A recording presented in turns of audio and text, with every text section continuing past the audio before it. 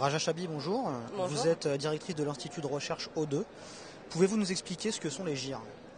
Donc les GIR correspondent à ce qu'on appelle les groupes isoressources. C'est un système de classification qui va de 1 à 6, qui permet en fait de quantifier la compensation nécessaire à la perte d'autonomie. Qui peut faire passer ce test? Ce test est généralement passé par des équipes médico-sociales qu'on retrouve au sein des conseils généraux, des CLIC selon leur niveau de labellisation, mais aussi des CARSAT, des caisses retraites.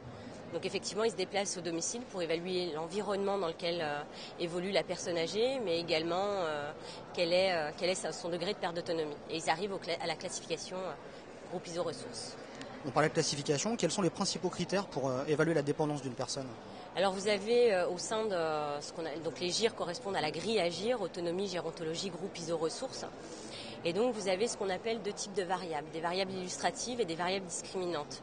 Elles sont au nombre de 17. Vous avez 10 variables discriminantes qui, elles, rentrent dans le calcul des GIR, où on retrouve l'alimentation, l'élimination, les déplacements intérieurs, extérieurs, etc.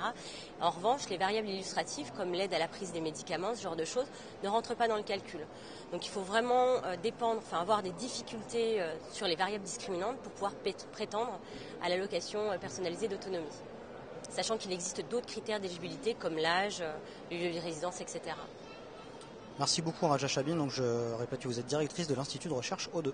Merci à vous.